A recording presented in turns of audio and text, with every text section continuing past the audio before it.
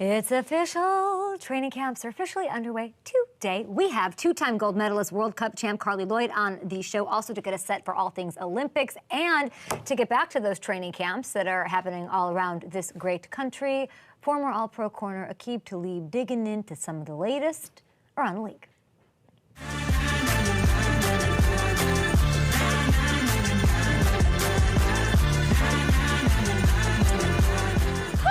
Matthew Hamilton is the first thing I said on the show because I'm excited because I get to see you and we get to be together. Like that emoji, those two girls in the leotards with the cats, and they're jumping through and running around together. That'll be you and I, my friend, for the next 16 days.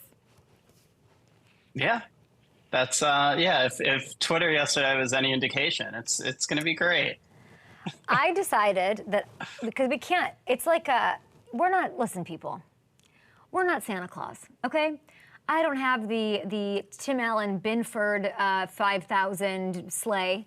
I certainly don't have any reindeer, and I can't come down the chimney at every camp, okay? Not in 2 weeks. It just doesn't make sense. So I put out there, what is an impressive number of camp visits? And I've been doing my diligence as well, like, oh, how many is this guy going to? How many is this lady going to? What's Ian Rapsheet up to? I want to beat his number. I've made it a competition, like Gimli and Legolas from Lord of the Rings, when they start killing the orcs and they're counting. That's what I want to do to these camps, one by one, just notch them off the list. But it's come to our attention that we are, in fact, not, Bill and Ted's Excellent Adventure. We cannot hit a number in the phone booth and travel from place to place. We're not Adam Sandler with Click. I've never seen that movie. Is that what happens? He goes from place to place on the TV? No. I think he goes back in time, right? It's been a while since I saw that one. We don't have the Sam Altman AI to make it all work, everybody. But then I decided to blame Hamilton for every camp we can't make it to. Like, I don't think we're going as far. I mean, things are shifting. Things are moving, swinging, whatever. I don't think we're making it to the Lions camp. Hamilton, of course, works for the Lions, loves the Lions, big fan. And I'm blaming it entirely on him. So if we don't make it to your camp, and I don't truly know where we're going yet. I know we're doing Patriots Monday. That we've released. That I know is solid. Yep. But outside of that, if we don't make it where you are, it is not my fault. All the venoms this guy, he doesn't believe in you. I heard we're not going to Chiefs camp because you have Chiefs fatigue. I mean, it's not like I work for, do some stuff for Kansas City Sports Network, talk about the Chiefs all the time. I don't know what happened between you and BJ Kissel. We were just hanging out and having a good time down in Frisco, Texas at O-Line Masterminds. But then I don't know if something blew up between the two of you. I don't know. I don't know that that's a stop on our schedule. So listen, I'm going to try to make it where I can. We're so excited, so revved up. But if we don't make it to your place of business, you know who to blame. Cut that, put it on Twitter, Jordan. And should we say where we're trying to go Friday? Are we trying to hit one up Friday? Can we say? No. Let's. Yeah. He's saying say it so you actually go. Is the control room trying to say that I have commitment issues? Never. No one would ever accuse you of that. I have commitment issues. Okay, Hamilton, scram. The remaining 4 teams, everybody, that have not reported to training camp will do so this morning. Vibes are high with the Falcons. Oh my gosh, that offense, how good is it going to be? Kirk Cousins in the building. We've the Colts, the sleeper team, this team nobody's talking about outside of McAfee, and Darius Butler was talking about them on McAfee yesterday, which I love to hear. Steelers. Do I go to Latrobe? I've never been. I got to get to Latrobe. And the Cowboys, they're all at camp today. And lo and behold, the Cowboys have the spotlight on them because of what is going on with one CeeDee Lamb. Shefty saying last night CeeDee not reporting to Cowboys camp today, officially starting his holdout as he looks for an extension. Okay, there's some deeper, more interesting wrinkles here. Calvin Watkins of the Dallas Morning News, shout out to him, he's reported the Cowboys are prioritizing CeeDee's deal over a potential new deal for Dak. If that is in fact the case, the idea of choosing to keep CeeDee and Micah and letting Dak walk, That's a big one. We've asked this question to more people than anything over this offseason. Pick 2 or 3. Who's replaceable? I bet you we're going to ask Aqib Talib when he comes on. Who's more replaceable, Dak or CD? Who should get paid? Hey, Charles Haley, what do you think? Every person we're asking this because you can't pay them all. It's true. I love Dak Prescott. No disrespect to him. And he'd get broken off on the open market. I have no doubt. This would make Dallas the first team to follow a footprint that their biggest rival, the Charles Haley masterpiece here, the Niners. The Niners did this. They made this blueprint. And by that I mean opting to let an expensive quarterback walk in order to keep all of their other stars. Build something of a super roster around a young, more swallowable, money-wise option quarterback. Now, a big part of why it worked for San Francisco, we got to talk about this, is because of Kyle Shanahan, right? And because they did get lucky with Brock Purdy. There's no question about it. I don't know if that's possible to replicate. I'm not sure. Are you? What do you guys think? Is it that the blueprint to follow? Is there potential for that? Will it work? I have kind of been waiting to see if there's success in going against the grain is going to sort of influence somebody to try, right? It's worked for the Niners. How much of it's luck and Shandy and all of that? And do we dare follow in these footsteps? Jerry and company at least seem to be considering it, and I guess it makes sense, given they've pretty much had a front row seat to how well it's worked for the Niners year after year after year. Just something to think about here as the Lamb and Dak drama continues to unfold. Okay, the Rams would report to camp yesterday. Sneaky sloop Super Bowl contending team, in my opinion. There was some big news out of LA. The team announces as Matthew Stafford walks into first day of school at the beautiful age, 36 years young. Here he is. Now, the particulars, not super clear. Not an extension, but it sounds like one of the main sticking points is guaranteeing more of his money over the rest of his contract that already has him locked in until 2026. What do I mean by this? Let's let the guy who loves to just give us these gems and loves to talk, and we love to listen to him talk. Here is their head coach, Super Bowl winning head coach, Sean McVay, on getting the deal done at the last minute, 11th hour, right as camp got underway. Yeah, and you know what, sometimes those deadlines or what have you, but ultimately, all we can do is the next right thing.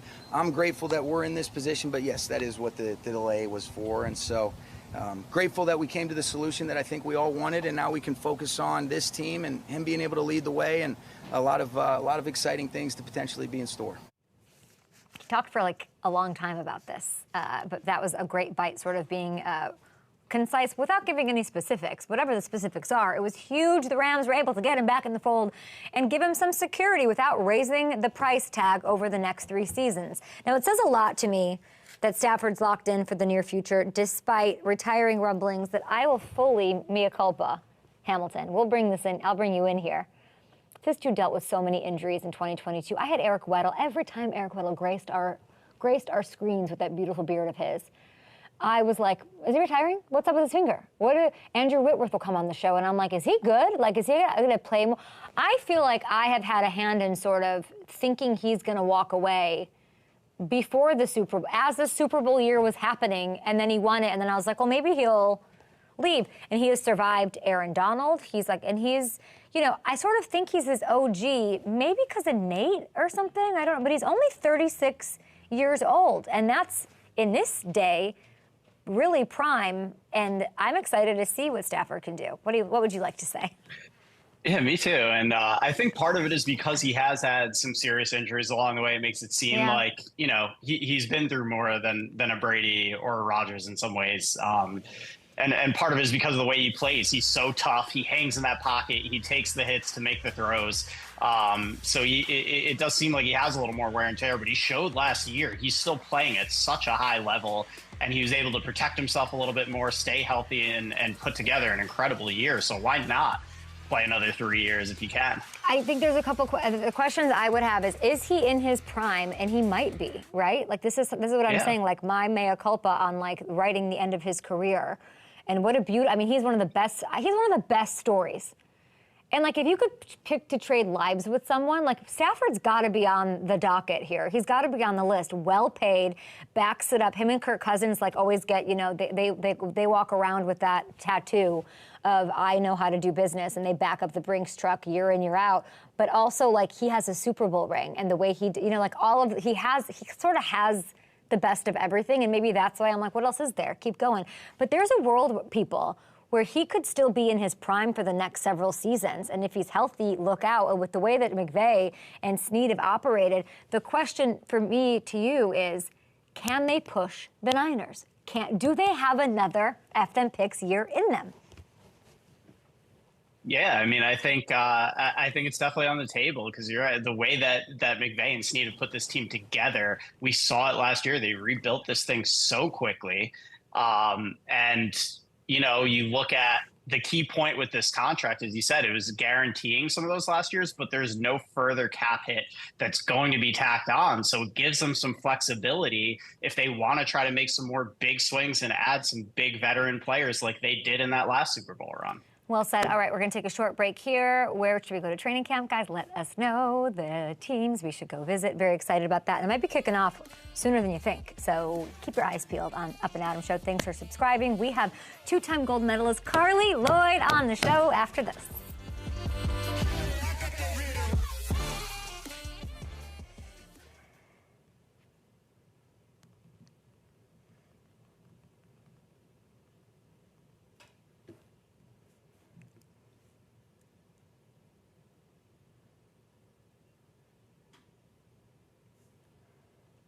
Oh, I'm seeing your Morris thing, Hammy.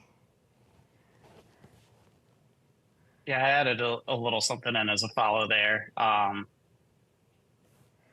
was a long time ago. Yeah, it was. He was there for all three of Raheem Morris's seasons, and the last one was 13 years ago. Yep. Do we want to open that up? I don't know. I think it could be interesting. Okay. Because it is kind of it's a big question there. You know, everybody's excited about Kirk and what the offense can do, but new head coach, you know, and a guy who's getting his first crack after, 13 years of waiting. It's interesting. If there was a list of most beloved people in the NFL world, he's so high on it. Yeah. Yeah, it seems like everybody loves him. By the players, for the players. Yeah. Yeah. Are we going to Pittsburgh? It's Hamilton, are we going to Pittsburgh? We are trying. Why do you not like Pittsburgh? It is definitely something that is on the schedule. Is it Russell Wilson you don't like, or who do you not like? Cross some T's, dot some I's there, but it's probably going to happen. I mean, I also love how you asked Richard if we can say where we're going on Friday, and he said yes, and you didn't do it. Why don't you? We're going to Rams on Friday. We're going to have a great time. I'll make the announcement for you. Ding dong. Keep poking me. Keep pushing me. What about Miami? What is it? Did Teron Armstead not good enough views for you? What is he doesn't have enough? What is it? Miami's looking good. Is it a Tyreek thing you have an issue with? What is it? You think you couldn't get a table at Live later? What's the problem? It looks like we're going to Miami. Miami's looking good right now, according to you tried the latest projections. Komodo wouldn't give you a reservation. What do you have against Miami? Dave Grutman, not your type of person? What's the problem? You know you're going to pay for all of this at some point. Hamilton, so as we know, runs the show. So if we're not going somewhere, I'm sad that you're making these decisions. I am. I got to say. Why do you hate Brazil? I don't know. My next guest, a two-time World Cup champion, two-time Olympic gold medalist, and responsible gaming ambassador, which we love for FanDuel. Carli Lloyd, how are you? Good. How are you? Good to chat again. Good to chat again. It's feel like it's our little annual check-in. I'm highly caffeinated and very excited because we've got NFL training camps underway. We've got Olympic stuff to talk about. But I thought we should start and give you some like visual caffeine for your morning here. Let's go back. NFL camps 2019. You crushing this 55-yard field goal at Eagles camp. Why don't we see you kick in the NFL, Carli? Timing is everything. And unfortunately, I was preparing for a World Cup then. So, or it was post-World Cup, and couldn't make it happen. But that was a pretty wild day because I didn't even know that it went viral until I stepped in my car. And then all of a sudden, everybody was talking about me playing in the NFL. So how really many cool. chances? Did you practice a bunch? Because I did the Kick of Destiny. We're all FanDuel family here with Gronk, who practiced for months and missed it. So was it easy for you? Was it that a first shot, like on a whim? I started up close, and then I was, competitive, obviously, and wanted to keep moving myself further and further back. But I had the whole squad there. I had the snapper, the placeholder. I had it all. But no, I mean, it's sort of a similar motion to kicking a soccer ball. It's a little bit different. And I had done it a couple of times, but it was just the competitor in me that wanted to be able to try it. Wow, hear that, Gronk? Maybe you didn't want it enough. Maybe you didn't want it bad enough, Gronkster. I'd love to see an NFL jersey up in your background over there. Is it true that you did get some serious offers back in 2019?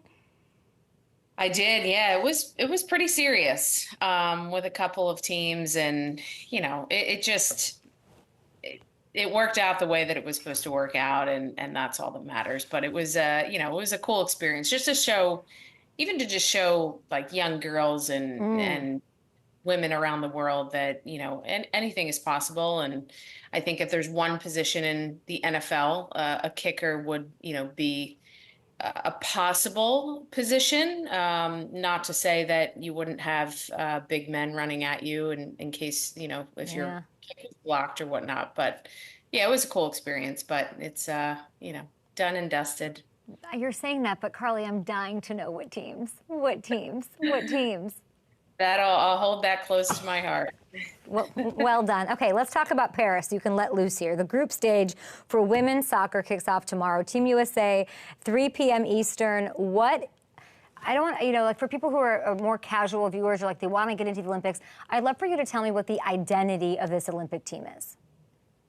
I think we're going to find out. I think, this has been a very unusual situation for the women's national team with Emma Hayes coming in, being named the head coach, earlier in the year, and then not really being able to coach them until, the last two games, which was send-off games. But then the two games prior to the send-off game, she had to choose a roster. So very different circumstances, but I think, U.S. Soccer was willing to wait. She is worth the wait. She's proven herself on the club side, and, now it's a big test on the national team side. But I think this identity, we're going to find out a lot about who these players are. They're young, they're talented. They've got a lot of tools that hopefully they can unleash in this Olympics. But I think they're going to kind of create their own path. I think it's just it's a very different team than we've seen in the past. I think they're all refocused again. They're hungry, and they're going to want to climb back up to the top. It's Zambia, 3 Eastern tomorrow. I'm trying to think tactically, strategically. You saying that we don't know what their identity is. We'll find out. How much of an advantage is that?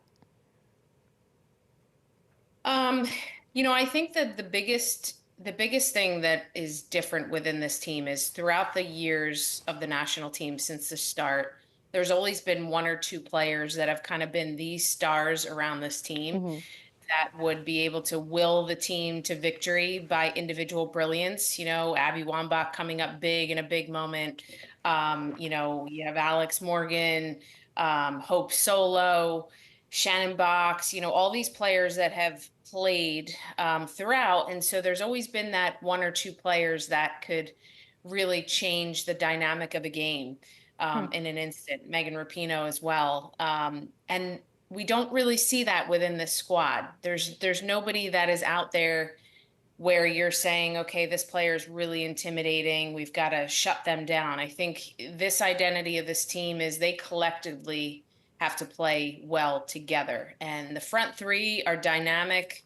They've got goal scoring abilities, with Rodman and Smith and Swanson up top. They're going to be lethal, that's for sure. They're also young, so they do have to learn a little bit. But I think with a team like Zambia, they're going to be very, very good on the counterattack, very good in transition.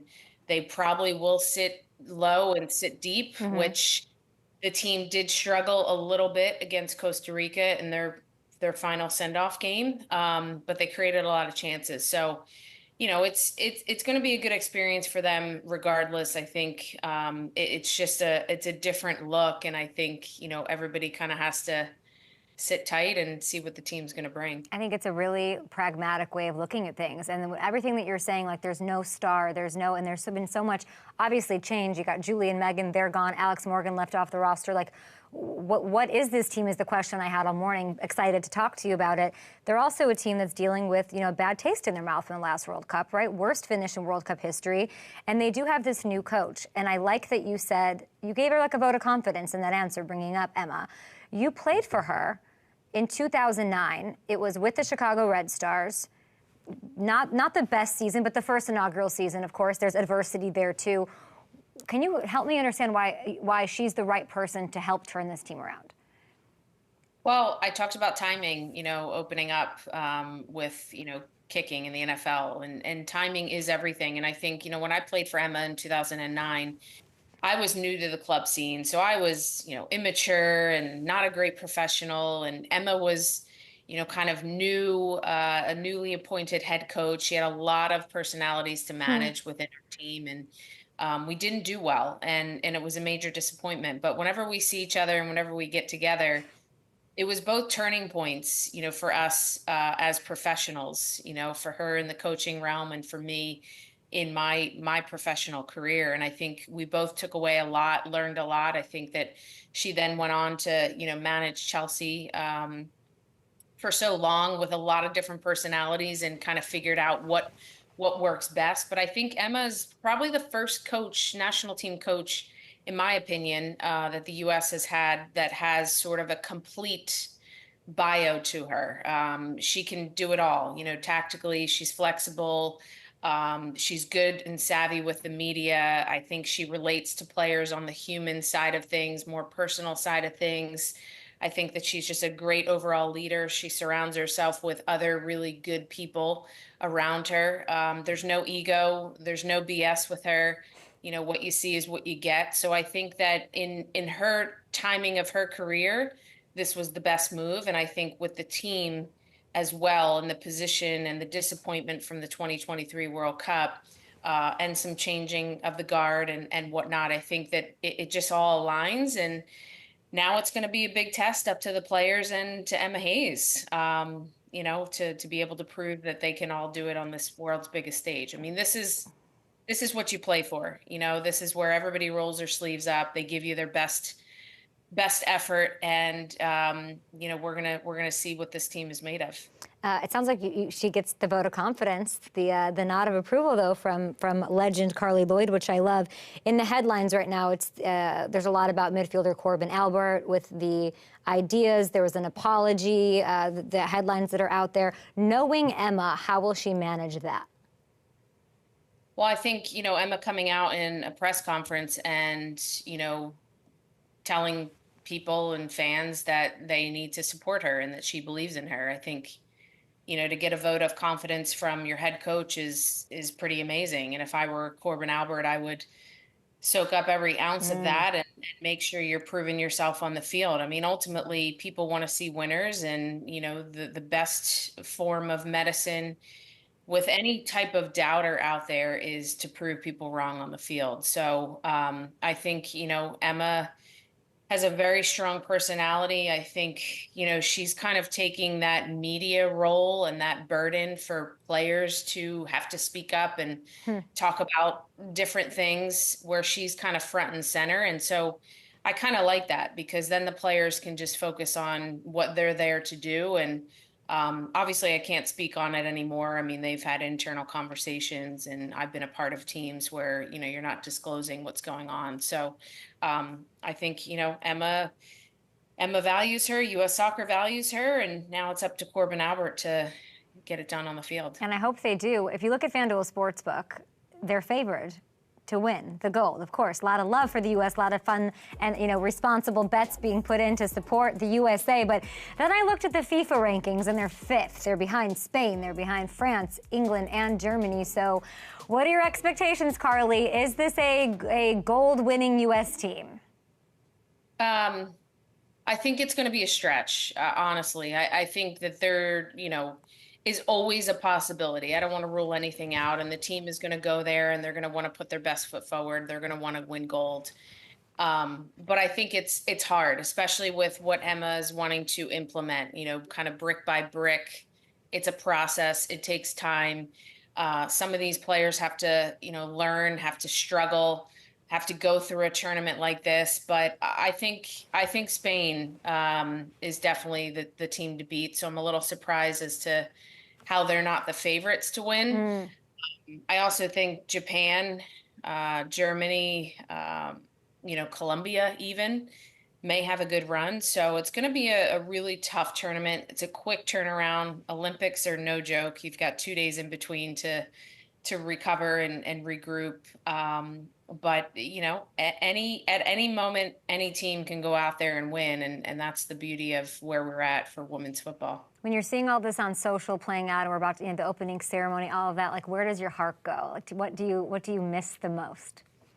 I mean, the Olympics are so special. It's, I watched. I worked Fox Sports for the last World Cup, which was the first World Cup I wasn't a part of, and then now, sitting at home and watching the Olympics, it just takes me back to all the memories, standing up on top of the podium, which is always the best memory. But, being a part of Team USA, being able to, wear the gear and walk around in the village and just take the whole experience in. It's really just truly amazing. And it's, it's not a World Cup, but it's something bigger than that. And just being able to represent your country, it's special. So I'm sure, you'll be watching with a lot of emotions and cheering the team on as well. You wore the gear, and then you got the gear. 2 gold medals for Carli Lloyd. You are also a gold medalist for FanDuel. You're doing a really important thing. You are an ambassador for something that is near and dear to us as a company, as the leader. We have to be really ahead, and we have to prioritize responsible gaming. Tell us what you're doing as an ambassador. So I had a great shoot that I did recently. Filmed a lot of social content and just like you said, promoting responsible play to bettors during key sporting moments. I was just a part of Copa America, didn't work the Euros, but you just want to encourage fans to use tools like the deposit or time limits just to help manage their play. And I think that this is something that should be fun. And so, my job is, to promote responsible gaming and to normalize it. And so I had a really good shoot. They're great people to work with. And just thrilled to, be partnered with them. We love that. There's so much insane, innovative technology that FanDuel is just chipping away at every day to make things like betting limits and budgets and stuff all in the tune of the customer and responsible gaming. And it should be fun. I totally agree with you. We love what you're doing. 2-time gold medalist, FanDuel Responsible Gaming Ambassador, and baby on the way. Congratulations, Carli. Thank you. Appreciate it. Thank you so much. We'll talk to you soon. Enjoy all of the emotions of the Olympics. Thank you. Appreciate you. Coming up, we have a member of the No-Fly Zone. Well, look who showed up. Aqib Talib joining the program. We got to talk. We got to talk CD Lamb. We got to talk some DBs. Let's do it. Oh man, Hammy, I just feel like you probably lost your shit when she said Colombia. Always good to hear. They're in the mix. Hamilton's beautiful wife, Kelly, is Colombian. So yeah, we were down in Frisco, and we saw Christian Gonzalez and I wanted to go say hi, and Hamilton was already talking to him about. How did you work? How did you go up to Christian Gonzalez and work the fact that you're Colombian-ish? I mean, that big Copa America game was coming up. So we got there and I talked to him, he had, on draft night, he had in the lining of his suit jacket, the Colombian flag. So we're talking about that and how cool it was, for her family members to see too. Cause there's not a lot of Colombian representation in the NFL. So, well, look at Kelly on Team Up and Adams, just making things happen. We love her for that. And we love Christian Gonzalez. And I have a weird sneaking suspicion that Aqib Talib probably likes him a lot as well. Yeah. I mean, how can you not? He's going to be a star. I'm excited. Well, it was cut short. Nothing that makes people forget about people more than injuries in the NFL. Yeah. The mental part of injury with that has to be the toughest. Okay. Yeah. Jefferson got 35 mil. CD wants the same. I'm sure he does. Yeah. Cowboys aren't going to pay. Yeah, tough.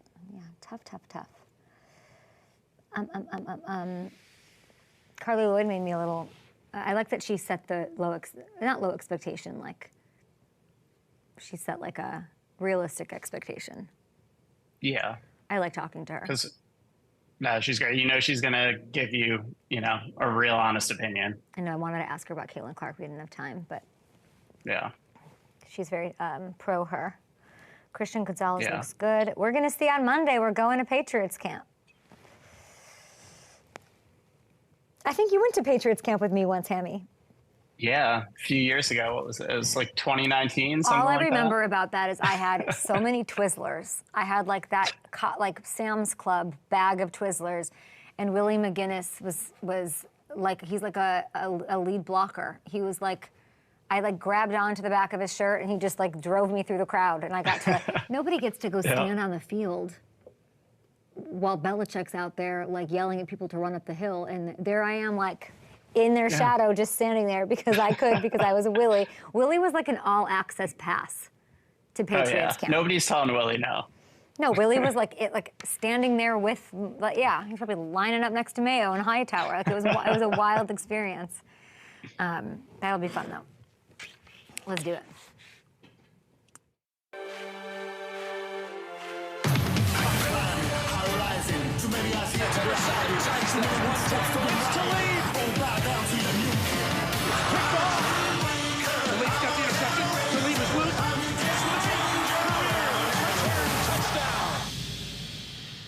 Aqib Talib, get in here. I missed those highlights. I missed all of it. Two-time All-Pro, 5-time Pro Bowler, Super Bowl champion, 12 years. Bucks, Pats, Broncos, Rams. When you see those highlights, what do you think? Well, I was enjoying those highlights. I haven't seen any Aqib Talib highlights in a while. So, my nephews are all Trey Diggs and Bland and Sauce Gardner fans. So they watch all their highlights. So I just haven't seen them in so long. I was entertained. You called Bland on our show before Bland popped off. How did you know? Oh, did I? Oh, you did. How did you know? I just know real ball skills when I see him. Okay, when I see a corner with real ball skills, I just know he's going to be a guy. Well, you had real ball skills, and now you're this year you become eligible to be selected into the NFL Hall of Fame. How often is that crossing your mind? I don't know. I got so much young talent in my family. I'm like the family trainer around here, okay? So my schedule is crazy. I really don't even get to think about it. So if it happens, it happens. If it doesn't, I'll be sad. But hopefully it happens. Hopefully I did enough in the NFL for, my name to come up. Well, what would the case be? I'm looking at the numbers. 35 career interceptions, returning 10 interceptions for touchdown. Fourth highest total in NFL history. That's my case. What's yours? Third, really. If you tie for third, then don't put me in fourth. Okay, hold on. Tie for third. Are we tied for third? That is our bad. Can somebody in the control room fix that and make sure that we got that right? You're third. There tied you go. For third with who? I'm tied with. I can't even remember. I can't either. I think it's Darren Sharper. Okay. What's your case for the Hall I of believe it's Fame? Darren Sharper. Man, I played on numerous teams. numerous of D coordinators, numerous of coaches, zone, man, every style you can name, I did it. And if you go talk to Bill and the legend coaches, Gruden, Wade Phillips, Kubiak, man, if you go talk to those guys, they'll tell you that Aqib was definitely one of the top 3 leaders on all those teams. And he helped us win. He helped the locker room. Mm-hmm. And, you know, I think that locker room part go a long way. You know, I made plays, a bunch of interceptions. I think now, I don't think a corner will retire with 50 interceptions like the corners used to do back in the day. I think that the standard number is like Sherman, 35, Talib, 35, Pat P is around that number, 35. I think that's like the standard number now. So for the new age football, I got the highest. I'm the standard with the interceptions. I got touchdowns, like the Super Bowls. I could follow guys around left to right, man. So, you know, but it's not my decision, though. If it was my decision, I'd be getting ready right now. First ballot. I mean, 35 is a lot. We looked it up. We looked at which quarterbacks, and let's take a look. We made a list for you. This is insane, okay?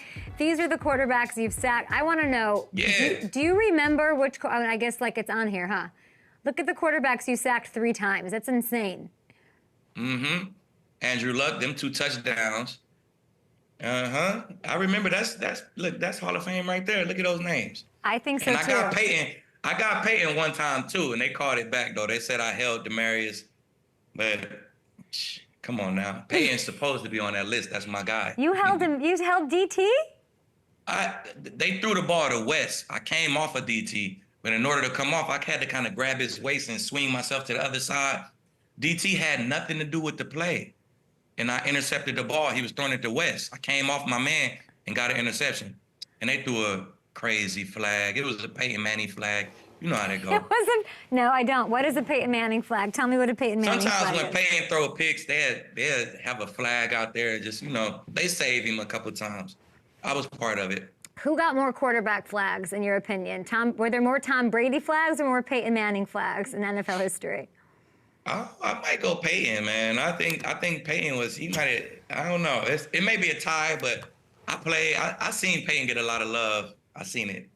On that list, that should include Peyton Manning, so that would make it 2 more. That's 11 Super Bowl rings without Peyton Manning's. That's your sacks. So those are some of the greats in your era. 11 Super Bowl rings between all those quarterbacks without the Peyton Manning ones, and then it would be 13. That's right. It's unbelievable. Let's talk about Rodgers. That pickoff Rodgers came in Tampa. He's on that list. You and the Bucks got him 3 times in that game back in 2009. Do you remember? Yeah, I do remember. I caught an interception. It was like a replacing a post. My guy ran a dig. I went high to the post. He threw it to the other post, and I kind of came like this and intercepted it. And I got blasted after that. I remember I caught it, and I was looking this way. And as soon as I turned, one of those Packers receivers, somebody, Jennings or somebody, man, they blasted me after, man. So that's the main thing I remember about that interception. When you hear he's playing at 40, coming off this injury, how impressed are you by that? I know Tom played till way later. You know both of them. But what do you make of Rodgers in 2024? Expectations? I think I don't really know Rodgers personally, but I expect him. He probably had one of the best off seasons in his life, man. When you come off an injury like that and you always develop this little chip on your shoulder coming off an injury, it makes you be in the training room. And when you're in the training room, you don't just rehab your injury. They make sure your core is good. They make sure everything is good. So he's probably coming off one of the hardest working off seasons of his life. And he has a top defense. So I expect great things, man. You add Mike Williams to the outside, I expect him to do great things, man. So I'm looking forward to the Jets being a playoff contender this year. Love that. Now, the Bucs said that they're walking in their creamsicle unis. Everyone's excited about it. I like that, our boy got paid. Baker Mayfield, a little bit more of himself. Todd Bowles said yesterday the expectation is the Super Bowl. What do you think? Because I know you love Raheem Morris. You played with him all those years, and now he gets a shot in Atlanta. So need you to pick one. Who's going to win the division, Bucs or Falcons? Well, you know how the NFC South do. They just play ring around the rosy at the top. So I don't know. I love what the Falcons got going right now. I think I'm gonna go with the Falcons, man. It's the energy that Raheem Morris is gonna bring to the team, and they got a young, fiery team over there, man. And I just know what Raheem brings to the building, and he brings a lot of confidence. He brings right now energy to the building. So I'm looking forward to what they do. Lots of coaches bring energy to the building. People talk about Raheem Morris like there's magic to him. You played with, it was 13 years ago. I want you to either tell me a story if you could, or try to explain to someone who doesn't know Raheem Morris, what is the magic of this guy? Man, he just can relate to the players so well.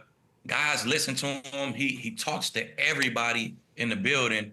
And you don't get that from all head coaches, man. Every head coach in the NFL can't relate to all the players. And if you get 53, 60 guys believing in what you're saying, and you get them showing up on time and doing everything right, that leads to wins. So I think, man, he's a great leader, and he'll bring a lot to that building. That's coming from Super Bowl champion Aqib Talib. You know DBs, you know defense, you know coaches, you know receivers. Let's talk receivers.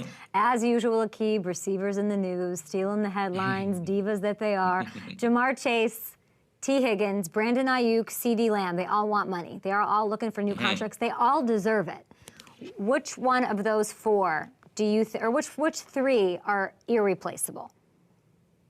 Man, they all irreplaceable if you ask me, but I think the one who can be replaced is Ayuk, maybe. I mean, there's so many weapons in San Fran, and then the system that they run in San Fran. I want to say plug and play, but man, if you get a nice route runner in that system, man, they get the ball out fast. I think they got the least need for a big time wide receiver. And you got Debo already. I think they got the least need for a big time wide receiver.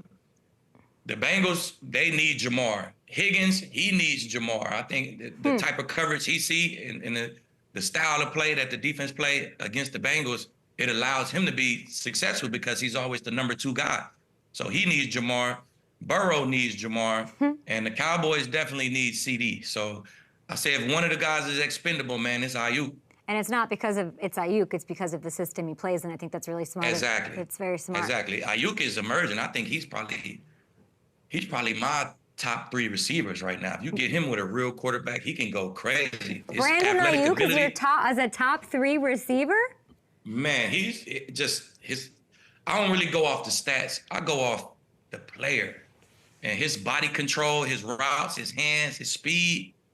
He can easily be a top receiver in the league. If you put him on a team and you make him the focal guy, he'll go crazy. Aqib, you said if he gets a real quarterback. What are you saying? Not if you took him out of a system. Like, cause San Fran to me it's a great system, man. Shanahan got it going. So I ain't saying you could just plug in any quarterback, but the quarterback has to be comfortable with that system. They're not really worried about one guy feeding this guy the ball. They don't really do that in San Fran. Whatever the defense gives you, that's what they'll take. So if you put him with one of those teams where it's like, we got to throw this guy the ball 12 times, 11 times a game, Ayuk will be a top receiver in this league. Do you have love for Purdy? Is Purdy a real quarterback? Yeah, Purdy's a real quarterback. I feel like if you move him to other teams, I feel like he'll still be successful. But just so happened he went to San Fran, and he's real comfortable in that system. So let's talk about a quarterback you know real well. Talk me through this Dak highlight. You got Dak once in your career. Just talk me through it. Earlier in the game, they ran that same play, and Dez he pushed off, but he scored a touchdown on me. So Dez my guy. So he scored a touchdown on me early in that game. So once we got to the red zone, how can you not come back to something that's been successful? The score is 35-17. You got a chance to score. How can you not come back to something that was successful early in the game? So I kind of knew it was coming. You see, I turned back real quick. I knew Dak was going to try to throw a back shoulder. I knew what was going on. So that was just me being a little savvy vet. Yeah, that play is not going to help Dak get paid, and that's the issue, right? You can't pay CD, Micah, and Dak. There's a report out there the Cowboys are prioritizing CD's contract. You said he's irreplaceable over Dak. How big of a mistake would it be for the Cowboys to let go of Dak after the season? Man, I mean, Dak had his op, man. He had his op. He'll have another op this year. So it's part of our game. If you don't prove yourself in those big games, the front office, they get ready to move on. So I mean, I'm sure Dak understands that, and he knows this is a huge year for him. He has to prove himself, not in the regular season, but you have to prove yourself in the postseason. And if he's able to do that, I'm sure Jerry had no problem cutting that check, man. So it's the nature of our game. It's the nature of our business. What have you done for me lately? And you got to do it in big games if you're a quarterback. The reason you're great is because you tell it how it is. And you can't really talk it down because it's your opinion and you're a Super Bowl champion. Brock That's all I know. Brock versus Dak. In your words of real quarterback, who's a more real quarterback? Oh, I'm definitely going with Dak. Okay.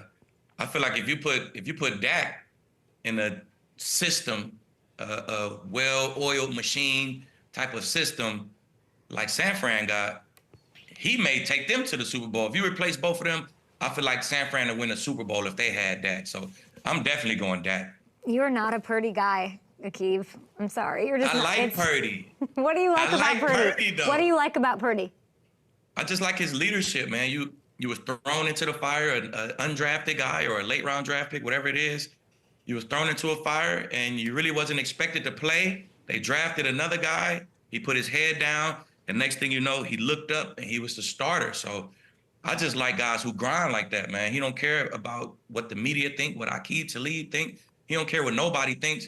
He'll be there every day to show up, lead his team, and they just got to get over that hump. I mean, you're full of good predictions. Last time we had you on the show, you said that this is in the offseason, so everyone knows. And there was hype about the Lions, but you said the Lions are going to make it to the NFC Championship game. We remember here on Up and Adams who calls it right. Yeah. What is your prediction? I did say that, right, Kay? You did say that. What is your prediction for, not even for the Lions, what do you think you're going to see out of Terry and Arnold, who I cannot wait to watch?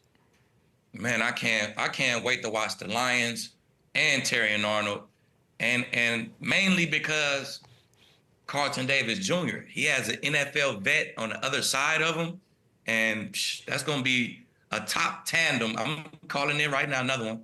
They'll be a top tandem in the league as far as cornerbacks, just because Arnold is a ball hawk last year. Man, I think he had 5 or 6 interceptions in college.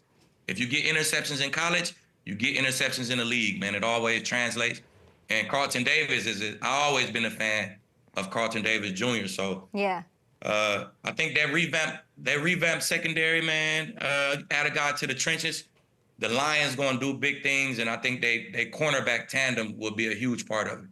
I think the issue or the thing that people hesitated maybe to go all in as you did last year before any game was played, and you deserve credit for that, is because you know Jared Goff, and people have questions about Jared Goff. You were fine saying they'll get to the NFC Championship with him. Coming off an insane year, you, of course, but he has a new contract. You were with him with the Rams. What is the biggest difference, if there is one, in personality, leadership, XO stuff, whatever, from what you saw up close and personal and what you're watching on TV as the leader of a different team? I don't think there's a difference. He was a great leader. He was a great vibe guy. You know what I'm saying? He was always had great energy. He talked to everybody, come down there and laugh and joke with the DBs, and that's just what you want from your quarterback in the building. You don't want him to be, you want him to be a coach/player, but you don't want him to really act like a coach. You want him to act like one of the guys, and that's definitely what Jared Goff did. So he always been good to me. Like I said, I've always been a huge fan of Jared Goff, and he always winning, man. He probably won a state title in high school. His first 5 years, he's in the playoffs and the Super Bowls in L.A. It wasn't good enough for them. You send him over to Detroit. He's right back to the playoffs and the NFC chip. So it's always been good for him. So I think it'll be even better for him this year. I feel like his confidence is through the roof right now, just from last season and his contract. And I think the Lions may be back in that NFC chip again this year. I'd love to see, especially with that defense and that secondary you're talking about, making it a little easier for our boy Jared, who That you, of course, O-line. and you went to a Super Bowl with him, falling to the Pats. But I mean, that probably helped Jared build some adversity. So, you know, he went through a lot. I would freaking love to see him win one. I would love it. I think he go, okay. I think the Lions go to the Super Bowl this year. I think they get over the hump, go to the Super Bowl for the first time. But it's a shame because they're gonna see Patty Mahomes in there again and not gonna win. They're not going to win. So you're calling it Chiefs win again. It's kind of a lazy. Chiefs. It's kind of one of your lazier takes, Aqib. I got to tell you. But it's not though, because it's never been done before, right? Oh, that's so it's never been done before. Nobody never won 3 in a row before. So if you call a Chiefs three-peat, I mean, I feel like that's a lot. Could you have handled? Could you have handled the Xavier Worthy character we're seeing all these highlights of already? How would you have handled him? I would have handled him because I handle my free safety. I make sure my free safety is aware where the fastest receiver at, and I don't let him sleep in meetings. I'm real. I treat my free safety like a kid. Come here, son. I need you. So I make sure. That's how we would handle him. I would make sure my free safety knows where he at all times. So that's amazing. He will definitely be handled. He's got to do his job. You also picked. He's gonna ball out this year though. He's definitely gonna be Tyreek-ish for the Chiefs this year. I know, and I think you might be. I mean, I'm joking saying it's a lazy take, but like, how could you bet against them? I don't know. I mean, I get who's the best contender in the AFC? Are you a Ravens guy? Or are you a Jets guy? I like the Ravens. I don't like how Lamar play in the postseason. I don't like how he play in the postseason, but he's a young guy. I think him losing in the postseason, build some thick skin for him as well. Then you add Derrick Henry to the mix, and that's just going to boost the whole team. So I am a Ravens. I like the Ravens, and I like the Bengals, man. The Bengals is the kryptonite for the Chiefs. They the ones who they the team who automatically thinks, oh, we better than the Chiefs. We can beat them. So that goes a long way. So I love these if Bengals. anybody knocks off the Chiefs in the playoffs, it'll be the Bengals or it'll be the Ravens. I love the Bengals. I would love that to happen. What happens to Lamar in the postseason? I don't know. I think the game definitely speeds up in the postseason. And last year when he lost, he would not run the ball. Like, Lamar, just be yourself. Run the ball, man. He had a lot of opportunities to take off and run last year, and he didn't do it. And the week before, he did do it. So the game just got a little bit bigger, and I think he just, he got a little tight in the game and tried to make throws that he didn't have to try to make. So just be yourself, Lamar, and run that ball, baby. That's what make you dangerous. I feel like if they had Derrick Henry, they beat the Chiefs and they go further. We'll see this year, but I feel like the Chiefs, this is probably the most explosive offense that Patrick Mahomes has ever had. So I'm excited to see what they do. He got this revamped offense, man, these young guys. He got Hollywood up top, Worthy up top, Rashee Rice catch and run, Pacheco. I mean, these guys are dangerous. And then he still got the OG, Kelsey. So I don't know, man. It's going to be hard to stop this Chiefs team, man. It's going to be hard to stop There's no world. I mean, they're more explosive. This you're telling me that this team is more explosive than Tyreek Hill Chiefs? I think so. Why? I think so. Because you almost got a Tyreek. You got almost 2 of them. Now you got Hollywood and Worthy. You could stretch the field with both of those guys. And then you got one of the best catch and run guys underneath in Rashee Rice. He almost like a Deebo Samuel type. And then you got Kelsey. And then you got a great running back. And then they got Andy Heck, man. It don't matter who you give him on the O-line. He seems to revamp him and have him Super Bowl ready by the end of the season, man. So I love what they do with that O-line. And it's just a lot of explosion around it. The truth is they had Tyreek, but they never really had depth, right? They never had the number 2 and the number 3 like you're talking. So you're probably exactly. Now they got a bunch of guys who can play football. So, and then Mahomes he's just now getting to his OG veteran days now. So I don't know, man. It's we may be looking at the GOAT. How much time do we have? Are we going to break? Okay, we're going to go to break, but I have one more question for you. We just spent a lot of time on the Chiefs, but it was worth it. We're going to take a short break, but we're going to be live on YouTube. I want to ask you this because we asked you right before the show. We gave you some homework in the morning, and you're the best because you spit out some names really quick. You picked Deron Bland as the breakout candidate. Off-season people. I remember when you said it, I was like, what? 9 picks, 5 touchdowns. I need information from you since you know what you're doing. Top 3 young DBs for a breakout campaign. Who you got? I got Derek Stingley. I think Derek Stingley kind of broke out last year, but I don't think he got the recognition that he deserves. So I think he put together another 4 or 5 interception, real strap season. I think this year he gets the recognition he deserves. Everybody will know his name for real. after this season. His team going to be pretty good as well. And then Christian Gonzalez, he's going to be able to, hopefully he's able to put together 16 games. And if that guy get to put together 16 games, his numbers would be crazy, man. He's one of the best guys I've seen on tape, just young and technical and ball skills. So, and then AJ Terrell, he's always played super sticky coverage, man. PFF grades him well all the time, but he don't really have those interceptions. But I think with Raheem Morris in the building, there we go. He'll put him in position to make more plays on the ball, and he'll do more drills in practice. He do a bunch of stuff to make you get that head back and look at that ball. So I think with Raheem Morris in the building, I think AJ, he'll come up with 4 or 5 interceptions this year. There's that faith in Raheem. It's also a contract year for him, so that always... Yeah, and that always helps, right? that always helps. Fire up under you. Last one for you. You're so good at this, Aqib. Like I could talk to you. We're literally going extra to talk to you. Last one for you. We talked about Christian Gonzalez. He's on your list. Is this a top 5 NFL defense after all is said and done next year? I think so, man. If you just go position by position, they got a guy in every position, and they wasn't bad last year. This wasn't a bad defense last year. I don't think that they're projected to win 4 or 5 games because of the defense. It's definitely because of the offense. So I had a chance to meet with Dry, kick it and conversate with him, and he loves the defense, man. He went on 15, 20 minutes telling me about it. I'm like, Rod, you don't got to tell me about the defense. I know, I watch. So I think this is a top 10 defense, and that defense will get them past 4.5 wins. Yeah, so 4.5 that's a great bet. I might make that bet crazy. myself, Yes, thank you, Aqib. That's crazy. I might make that bet myself. asked Patrick Chung about it, and he rolled his eyes. He was like 4.5, and he got pissed. Well, because y'all know Gerard. And if these guys are healthy, it'll be a thing of beauty. So yeah, you go. I can see you doing this. Let's let you go. Go over to FanDuel Sportsbook and you have some fun with that, Aqib. I need to put that in. We'll see you throughout the season, hopefully, since you know everything. For sure. Thank you, Kate. Y'all You're take the care. best. Bye. Thanks, Aqib, so much. I believe we're back on the TV side of things, and here we go. These are our guests for tomorrow. Oh, I'm sorry. Shady? Is Shady in studio?